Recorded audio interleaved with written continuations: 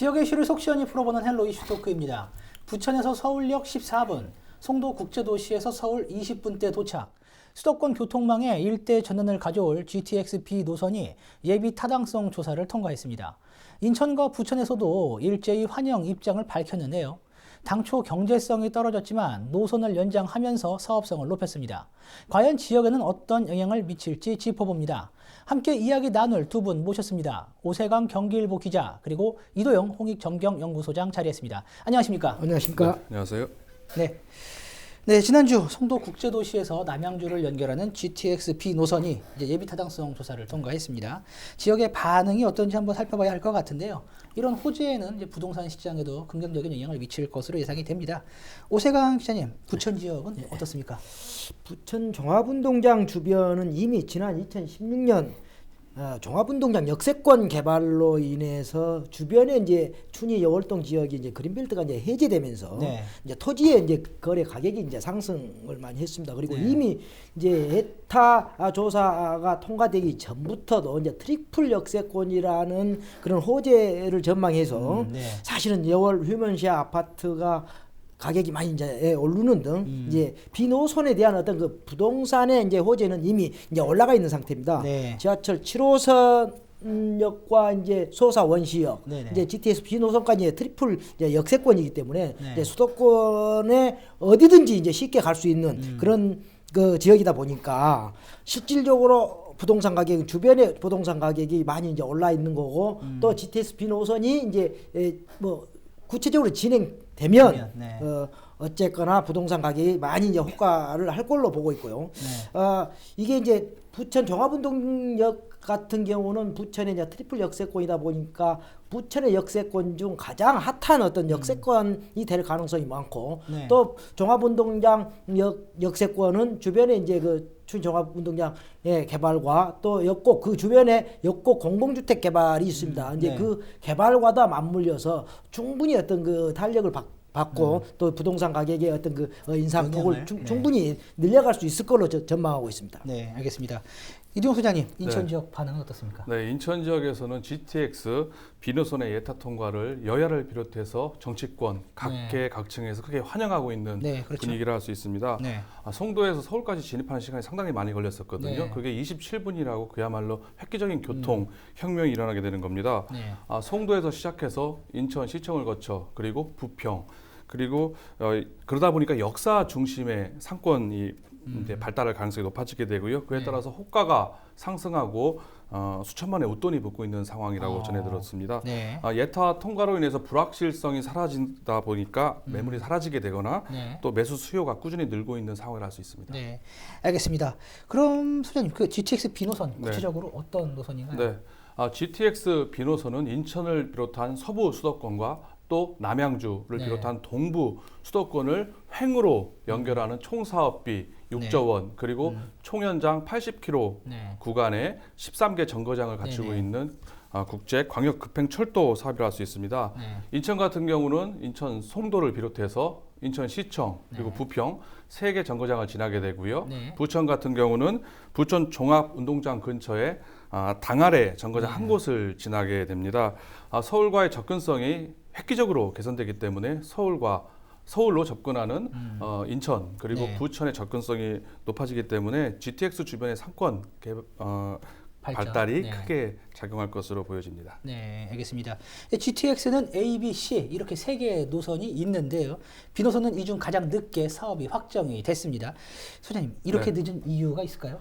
GTX 비노선 같은 경우는 2014년에 일단 예타를 한번 시작을 했었습니다. 하지만은 0.33이라는 아주 경제성이 낮게 나오면서 탈락을 하고 말았는데요. 그 이후에도 2018년에 예타 제외 사업에서 선정되지 못했습니다. 그러다 보니까 A 노선, C 노선에 비해서 상당히 뒤로 늦춰지는 상황이 발생했는데요. 하지만 당초 계획이었던 청량리역에서 남양주까지 망우를 거쳐서 남양주까지 노선을 연장을 했고요. 또 이후 3기 신도시가 확정되지 않았습니까? 부천의 대장지구라든지 또 남양주의 마숙, 왕숙지구죠. 포함되면서 사업성이 높아지게 된 겁니다. 그래서 이번 BC값이 1 그리고 AH 분석에서는 0.54를 나오면서 경제성과 정책적 타당성을 모두 갖추게 되면서 그랬고요. 이번에 비노선 사업이 확정됐다 볼 수 있습니다. 네, 알겠습니다. 그럼 이번에 통과된 예비 타당성 조사가 무엇인지도 한번 짚어봐야 할 것 같은데요. 오세강 기자님, 예비 타당성 조사가 무엇인지 어떤 의미인지 사실 설명 이제 부탁드립니다. 2000 GTX 노선이 이제 2009년 경기도가 이제 당시 이제 국토해양부에 이제 사업을 제안한 지 이제 10년 만에 네. 사실은 이제 예타 조사가 이제 통과된 건데요. 그동안 이제 아까 우리 소장님께서 말씀하셨다시피 결과가 좋지 않았습니다. 네. 2014년도에 조사 결과 0.33밖에 안 네. 나왔어요. 사실 일이 나와야 이제 사업성이 있는 건데 네. 이렇게 나오지 않다 보니까 이제 정치권이나 이제 지방자치단체에서 여러 가지 이제 노력을 했던 걸로 알고 있습니다. 부천에 같은 경우는 경인전철을 지하화하고 또 이 노선을 강남 쪽으로 이제 연결하는 안까지도 이제 고려를 했었는데 네. 이마저도 이제 BC값이 제대로 이제 안 나온 걸로 알고 있습니다. 네. 그러나 이제 정치권이 이제 예타 제도가 그동안에 이제 좀 공사비 대비 경제성만 따졌기 때문에 이걸로는 어떤 노선도 사실 나올 수가 없다. 그러다 보니까 이 제도를 좀 개선하고 어떤 부가적인 어떤 가치, 사회적 가치, 환경적 가치를 전부 고려해서 한번 다시 따져보자. 네. 그리고 이제 노선을 좀 기존 노선보다 좀 더 연장을 하고 또 대장 신도시와 남양주의 앙숙 신도시를 넣어서 에타에 이제 넣어 보니까 이제 이 사업성이 이제 나왔던 걸로 보여지고 있고요. 네네. 실질적으로 이제 관심은 이 에타가 이제 통과된 게 지금 최근에 통과된 게 관심은 내년 총선입니다. 정치권에서 이제 발빠르게 이제 움직인 건데 네. 사실 지하철만큼 정치권에서 또 선거에서 득표력을 보장해 준 건 없거든요. 홍보하기 참 좋은. 예, 홍보하기가 좋고 이제 지역 주민들한테 설득할 수 있는 표로 연결될 수 있는 것들이 이제 어떤 지하철 노선인데 네. 이제 이렇게 이제 만약에 이제 이렇게 진행되다가 네네. 내년 총선 이후에 또 혹시 지지부진하지 않을까 이제 그런 우려하는 어떤 목소리도 많습니다. 그걸 지켜봐야 할 것 같습니다. 네, 알겠습니다. GTX 비노선 앞서 이제 이도영 소장께서는 이제 수도권 교통 혁명이라고까지 말씀을 주셨습니다. 인천과 부천에서도 일제히 환영의 뜻을 밝히고 있는 그런 상황인데요.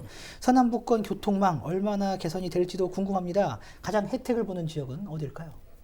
아까 우리 소장님께서 말씀하셨다시피 이제 송도와 이제 남양주가 이제 종점이기 때문에 네. 가장 이제 혜택을 많이 보는데 이제 부천의 경우는 네. 실질적으로 지하철 7호선이 이제 동서로 연결돼 있고 또 이제 소사 원시선이 이제 남북으로 이제 간통하고 있어요. 거기에 이제 GTS B 노선까지 오면 네. 이제 트리플 역세권으로서 가장 큰 어떤 혜택을 볼 수 있을 걸로 보고 있고요. 그렇죠. 주변에 어떤 그 개발 아까 말씀드렸다시피 춘희 종합 역세권 개발이라든가 네.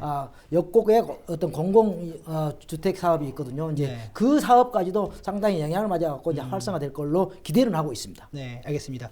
이도영 소장님께서는 어느 지역이 네. 가장 큰 혜택을 볼 것으로 보세요? 앞서 말씀드렸지만 인천 송도가 가장 큰 네. 혜택을 볼 것으로 볼 예상이 것이다. 됩니다. 네. 송도 같은 경우는 자급자족의 도시로서 면모를 갖췄거든요. 네, 그렇죠. 하지만 서울로의 접근성이 너무 안 좋습니다. 네. 대중교통을 이용할 경우 무려 1시간 반이나 걸리는 네. 문제점이 있고요. 네. 자가용을 운전해도 막히는 시간에는 뭐 시간을 거의 가늠할 수 없을 정도로 할 수가 있습니다. 네. 부평 같은 경우는 뭐 급행 1호선이 있고요. 네. 앞서 오 기자님 말씀하신 것처럼 부평 같은 경우는 1호선, 7호선을 이용해서 서울로 접근이 가능하지 않습니까? 네, 그렇죠. 예. 앞서 말씀드린 것처럼 송도의 서울 접근성은 상당히 취약하다고 볼 수가 있었는데요. 이번 GTX 비노선이 많이 개통되게 된다면은 27분 만에 서울역에 갈 수가 있기 때문에 네. 그야말로 교통 편의가 획기적으로 개선되는 효과를 보는 곳은 송도가 아닐까 싶습니다. 네, 알겠습니다. 이번 GTX 비노선이 이제 예비 타당성 조사를 통과할 수 있었던 가장 큰 이유 중에 하나는 바로 최근 발표됐던 3기 신도시 지정일 것입니다. 이제 우리 지역에도 이제 계양과 부천 대장 신도시가 자리 잡고 있는데 이번 비노선이 생기면서 3기 신도시 교통 여건도 얼마나 달라질지 좀 궁금한 상황입니다. 이두용 소장님, 네. 계양 신도시 어떤 영향을 미칠 것으로 보세요? 계양 신도시 같은 경우는 GTX 비노선의 직접적인 영향을 보기는 좀 어려울 것이라고 생각을 합니다. 네. 계양 신도시가 만들어진다 하더라도요. GTX 비노선을 이용하기 위해서는 박촌역에서 김포공항역까지 8km를 SBRT로 이동을 해야 됩니다. 네. 그리고 김포공항에서 다시 SBRT를 환승을 해가지고 부천 종합경기장 그래서 당 아래 정거장을 이용을 해야 되거든요. 네. 그 거리가 17km입니다. 네. 사실상 엄청 불편합니다. 이렇게 네. 기대할 가능성이 좀 떨어져요. 그죠. 오히려 계양구 주민이라면, 계양 신도시 주민이라면은 계양역으로 가서 네. 그냥 공항철도. 공항철도를 타고 네. 서울역에 가거나 김포공항역 가서 9호선 환승해서 강남으로 진입하는 게 현실적이기 때문에 네. 계양 신도시 같은 경우는 그다지 GTX 큰 비노선에 큰 영향을 받지는 않을 것이다라고 생각을 합니다. 네, 알겠습니다. 그럼 오세강 기자님께서는 이제 대장 신도시가 있잖아요. 사실 대장 신도시 지정하면서 이제 장덕천 시장이 밝혔던 문제가 가장 큰 문제가 사실 교통 문제였어요. 이 교통 문제를 어떻게 해결할 것이냐라고 했었는데 이미 이제 SBRT를 부천 종합운동장까지 연결을 한다라고 했었어요. 그렇기 때문에 이미 그 전에 사실은 이 BRT와 예타 조사가 통과되기 이전에 국토부에서 상기 신도시 대장지구를 지정하면서 아마 이미 SBRT와 연계시켜서 또 GTS 비노선과 연계시켜서 이렇게 발표하지 않았겠느냐. 충분히 이제 그런 것들을 고려해서 했을 걸로 판단되고 있고요. 사실 대장 신도시는 SBRT 아니면은 없어요, 교통. 왜냐하면 그 전에 이제 홍대 원종역에서 또 원종에서 청라까지 연장선이 있었는데 그 주변을 그걸로 통과되는 것을 이제 인천시에서도 이제 검토하고 있는 걸로 알고 있는데 그게 아직까지는 구체적인 어떤 그 계획안이 안 나왔기 때문에 대장 신도시의 어떤 그 교통 문제는 사실 뭐 SBRT 그 방법밖에 없습니다, 사실. 알겠습니다. 이제 B 노선은 부천 종합운동장역을 지납니다. 앞서 이제 오세강 기자님께서도 말씀 주셨지만 굉장히 기대가 높은 그런 상황인데요. 아무래도 역세권 도시개발 사업도 탄력을 받겠죠. 그렇죠. 예. 실질적으로 이제 부천은 이제 지금 그 BRT B 노선이 이제 거의 이제 예타 확정이 되면서 선정이 되면서 4통 8달의 어떤 그 교통 체계를 이제 구축하게 되었습니다. 이제 부천 종합운동장 그러다 보니까 이제 인천공항이라든가 이제 김포공항을 갈 수 있는 어떤 관문 그런 이제 가능성도 높아졌고요. 실질적으로 이제 지금 GTS B 노선이 부천 종합운동장에 경유를 하면서 종합운동장 역세권 개발에 이제 핵으로 이제 부상을 하고 있습니다. 또 아까 이야기했다시피 역구 공공주택 조성 사업도 이제 탄력을 받을 것을 기대하고 있습니다. 이제 도시 부천 종합운동장 역세권 도시 개발은 이제 아까 이제 이야기했다시피 이제 이게 이루어졌을 경우에 이제 신도심과 구도심의 균형 발전 촉진, 또 인구의 어떤 그 유입 증가로 이제 도시가 활력을 찾을 걸로 이제 내다보고 있습니다.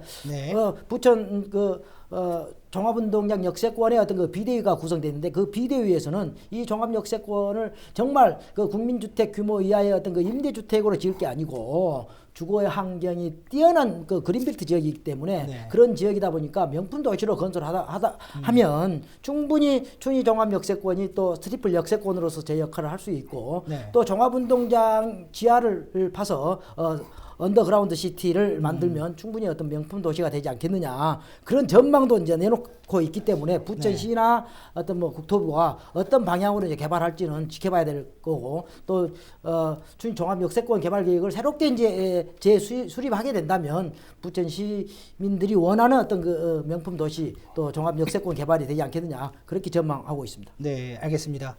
인천의 경우 송도 등 연수구 주민들이 앞서 이도영 소장께서 말씀하셨던 것처럼 크게 환영을 했습니다. 그런데 이제 부평역도 지나잖아요. 이번 타당성 예비 타당성 조사 통과에 대해 부평 주민들의 반응은 어떤가요? 부평구는 부평역을 중심으로 해서 이제 개발에 대한 기대 심리가 반영되면서 주민들은 상당히 환영한다고 볼 수가 있습니다. 마침 또 부평역 인근에 도시재생, 뉴지사업화 사업과 또 굴포천 생태하천 복원 사업이 진행 중에 있지 않겠습니까? 이와 맞물려서 지역경제 활성화 및 많은 시너지 효과를 낼 수 있을 거라 예상이 되고요. 하지만 계양구 같은 경우는 노선이 일단 지나가질 않습니다. 또한 앞서 말씀드린 것처럼 교통 개선 효과도 상대적으로 낮기 때문에 상대적으로 계양구 같은 경우는 관심이 덜하다 볼 수 있습니다. 네, 알겠습니다. 예, 그런데 이제 연수구나 남동 주민들이 그때 예비 타당성 조사 이제 면제 정부에서 이제 그 계획을 발표했을 때 굉장히 이제 강하게 GTX B 노선의 예타를 면제해 줄 것을 시민들이 요구했었단 말이에요. 100만 시민운동, 서명운동도 벌였었고요. 당시에 이제 남동 주민들과 이제 연수구 주민들은 굉장히 적극적으로 나섰는데 반면 부평구 주민들은 좀 상대적으로 덜했던 느낌이 있는 건 사실이거든요. 이는 경인선이 지나는 부평의 경우 큰 영향이 좀 그나마 좀 적었기 때문에라고 판단을 할 수 있을까요? 영향이 적었다기보다는요. 앞서 앵커께서 말씀하신 것처럼 부평에 관심이 덜했던 건 사실입니다. 근데 이게 교통 개선 효과가 크지 않기 때문에 관심이 덜했던 것은 아니라고 보여지고요. 상대적으로 연수와 남동에 비해서 부평구의 교통 환경이 좋습니다. 그렇죠. 연수구 같은 경우는 GTS 비노선이 아니면 서울에 접근하기가 엄청 어렵습니다.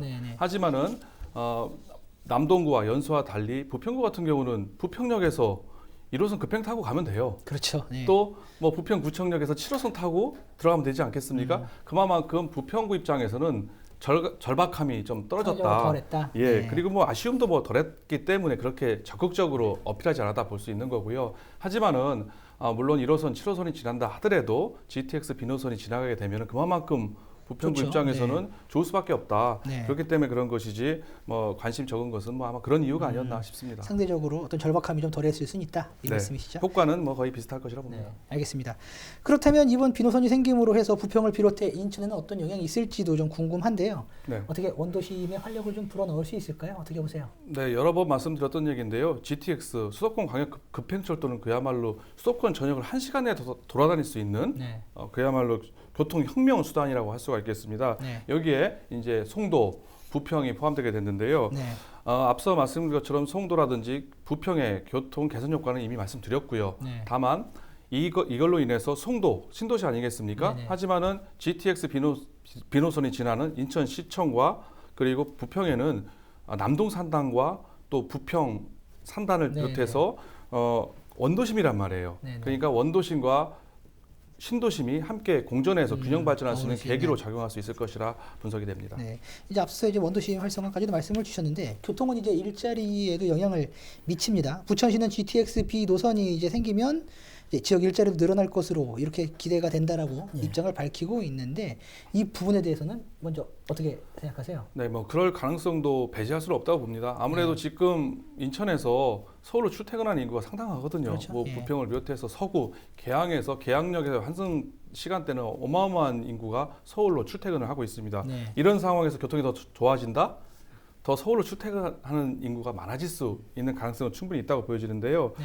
하지만은 GTX가 개통이 되게 되면 앞서 송도 얘기를 많이 했었지 않습니까? 네. 송도에 기업 유치라든지 투자가 늘어날 수가 있습니다. 음. 그리고 또한 앞서 말씀드린 것처럼 주안, 남동, 부평 산단이 산단, 네. 스마트 산단으로 새로운 전기를 맞게 된다면은 그에 따른 일자리가 창출되는 것도 충분히 가능하다 볼 수 있습니다. 네, 알겠습니다. 오세강 기자께서는 이 부분 어떻게 보세요? 실제 이제 부천에서 여의도까지 8분입니다. 네. 사실은 서울역까지 이제 14분이기 때문에 네. 또 인천하고는 다르죠. 이제 부천은 사실은 서울에서 뭐 옛날에 이제 이부망천 서울에서 사실 부천 먼저 이제 옵니다. 네. 그러면 어쨌거나 교통이 편리하기 때문에 이제 부천으로 인구가 유입될 가능성이 있고요. 네. 또 이제 대장 신도시가 이제 자족 기능을 많이 이제 활성화시킬 걸로 보고 있고, 네. 또 춘희종합 역세권 개발에도 실질적으로 지식산업센터가 이제 유치되는 거거든요. 네. 그렇다고 보면 또 그 주변에 춘희 공업지역이 이제 산재돼 있고, 네. 그러다 보면 이제 인구가 교통 편의로 인해서 인구가 늘어나는 거고, 이제 인구가 늘어나다 보면 경제 어떤 활성화되는 거고, 어떤 지역의 일자리 창출이 충분히 가능하다고 보여집니다. 네, 알겠습니다. 사실 이 같은 광역교통망 사업은 당초 계획보다 늦어지는 경우도 비일비재합니다. 이제 당초 발표를 하면서 2022년 착공 계획을 밝혔는데요. 이두영 소장님, 2022년 착공할 수 있을까요? 어떻게 보세요? 현재까지 GTX 비노선의 착공 시기는 2022년 그리고 완공 시기는 2026년으로 지금 말하고 있습니다. 네. 하지만은 계획대로 진행될 때 얘기고요. 네. 당초 계획대로 2026년에 개통될 수 있을까? 그건 사실 미지수라고 보여집니다. 네. 왜냐하면은 앞으로 올해 하반기에 민자 적격성 심사를 해야 되고요. 네네. 또 기본 계획을 또 수립하고 용역을 발주하고 또 고시를 해야 됩니다. 네. 또한 사업 시행자를 선정하는 문제도 상당히 난항을 겪을 우려가 있고요. 더 나아가서 또 실시 계획 승인까지 약간 갈 길이 먼 상황이에요. 네. 하지만 이 사업 같은 경우는 무려 6조 원이나 해당하는 대형 국책 사업이란 말이에요. 네, 그렇죠. 이런 경우는 사업 준공 시기가 계속 늦춰지는 경우가 있습니다. 그만큼 예산 조달하기 어려운 경우도 있고요. 그렇기 때문에 쉽지 않을 수 있다. 당초 계획대로 2022년 착공이라도 제대로 하는 것이 일단 첫 단추가 아닌가 싶습니다. 네, 알겠습니다. 시간 관계상 오늘 이야기는 여기까지만 나누도록 하겠습니다. 두 분 오늘 말씀 감사합니다. 감사합니다. 네. 네, GTX 비노선 예비 타당성 조사는 마쳤지만 아직 갈 길이 먼니다. 시민들의 염원대로 큰 차질 없이 진행되길 바랍니다. 헬로 이슈토크 오늘은 여기까지입니다. 시청해주신 여러분 고맙습니다. 고생하셨습니다.